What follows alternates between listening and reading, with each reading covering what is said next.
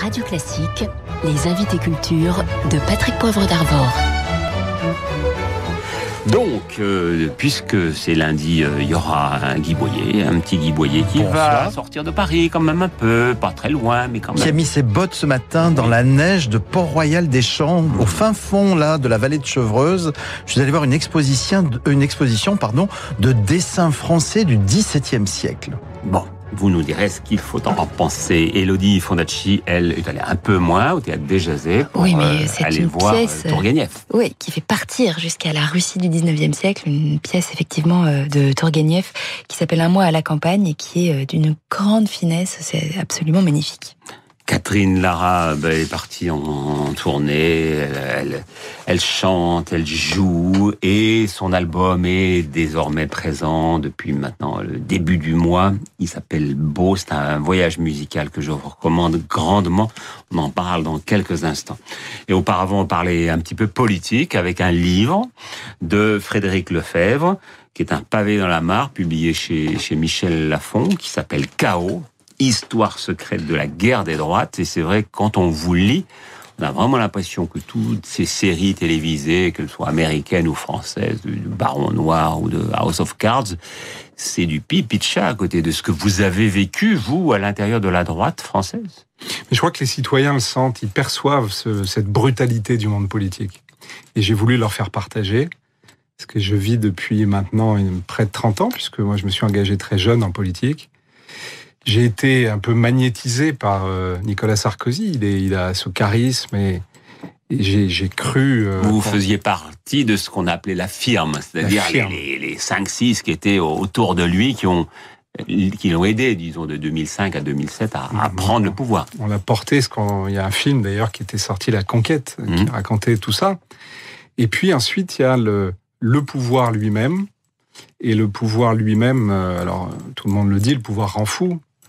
Mais c'est au-delà de ça. C'est que, en réalité, il y a un moment très fort où Nicolas Sarkozy est président, il est face à la crise, et il assume ses responsabilités. Et puis je raconte dans le livre comment, après ce moment fort, j'emploierai pas le terme repos du guerrier, parce qu'il est à connotation sexuelle, mais je dirais qu'il y a un moment où il a décidé de s'occuper de lui, en réalité.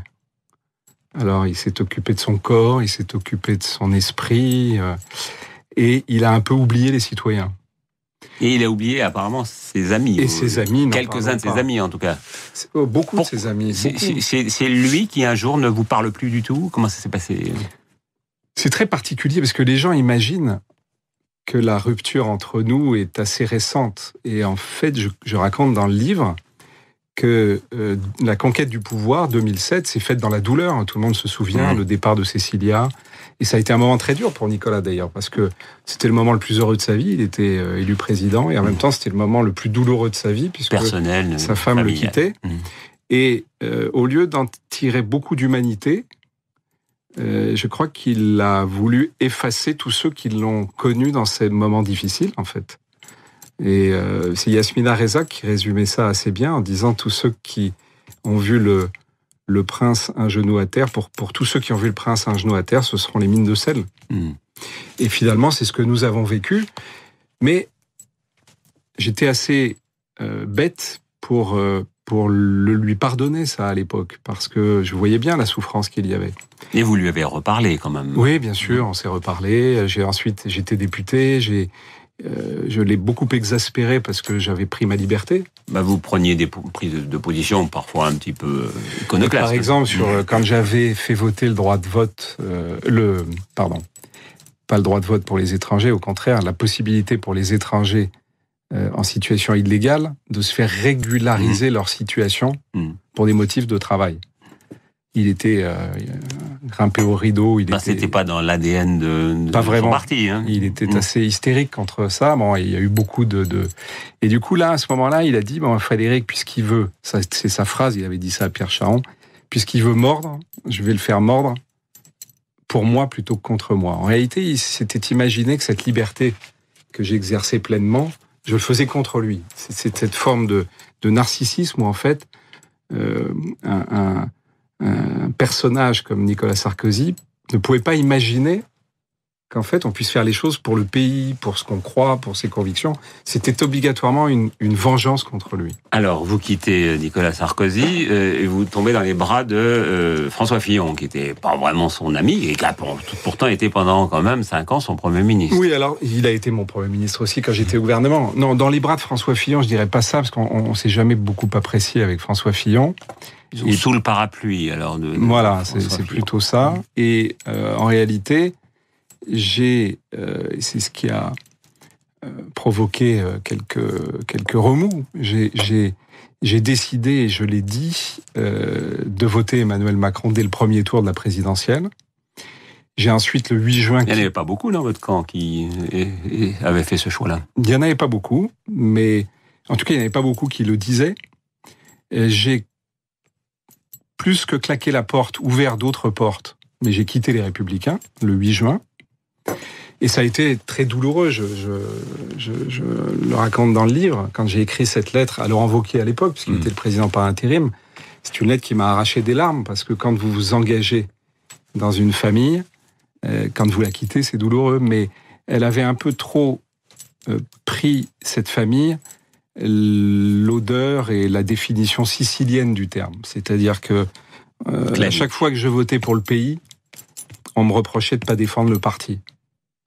Mon choix était clair, et c'est la raison pour laquelle j'ai décidé de m'engager différemment, et je fais de la politique aujourd'hui de manière très différente, pleinement, mais en essayant de le faire en toute liberté, en agissant pour les gens. On vient d'installer avec Agir, qui est un nouveau parti qu'on a lancé de droite, on vient de s'installer dans des bureaux, dans un espace de coworking, on est au milieu des acteurs économiques, on est en train de monter une plateforme pour travailler avec les citoyens.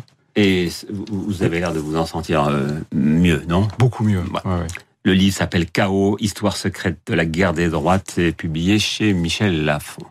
Alors, comme vous le savez, la musique adoucit les mœurs, y compris les mœurs politiques. Donc, je vous propose d'écouter un peu de Catherine Lara, pas beaucoup, parce qu'on est limité évidemment par le temps. On va écouter peut-être... ce titre numéro 5 que j'aime beaucoup, avec une inspiration orientale.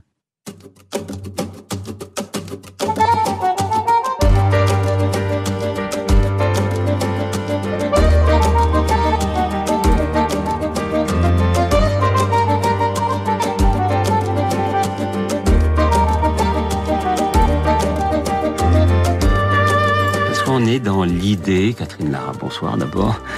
Bonsoir. On est dans l'idée du voyage. Voilà, on s'embarque sur une pirogue, ou sur un bateau en tout cas, et on remonte un fleuve. Nous sommes une troupe, parce que c'est presque comme une troupe théâtrale. Vous êtes 8 en tout. 10 personnes. Oui, en quête, je dirais, d'un formidable ailleurs, ou d'être. Nous au départ, a priori, nous ne nous connaissons pas, mais nous avons cette quête vers la beauté, en quelque sorte. C'est une ode à la beauté. Et le beau, qui s'écrit B-O avec un accent circonflexe, ça veut dire ça, quoi. C'est vers la beauté. C'est vers la beauté, c'est le titre d'un livre de David Fuenquinos qui sort aujourd'hui, je vous le dis d'ailleurs. Voilà, vers la beauté, chez Gallimard. C'est une jolie rencontre. Voilà. C'est un spectacle, il est pas très facile de l'expliquer au fond, parce que c'est pluridisciplinaire. Il y a de la poésie avec les textes de MC Solar. Il y a des circassiens, des acrobates. Il y a des danseurs. Il y a mon violon, parce que je ne chante pratiquement pas, sauf un titre. Mais en revanche, votre violon est omniprésent. Je chante avec mon violon. Vous savez qu'il est parfois. Moi, j'ai l'impression d'être peut-être plus profonde encore, plus honnête avec mon violon qu'avec ma voix. Je me sens tout à fait en harmonie avec mon violon. Il y a aussi du Corse avec Yves Mouvrini qui s'accompagne à un moment donné. C'est un spectacle très basé sur l'émotion. Et j'ai beaucoup de plaisir à être autour de... Je suis un petit peu le passeur d'âme de tous ces mômes, parce qu'ils sont tous beaucoup plus jeunes que moi, autour de moi. Et on a vraiment un plaisir fort à faire ce spectacle. Il y a aussi un peu de gitan avec ce titre que nous allons écouter, Alena.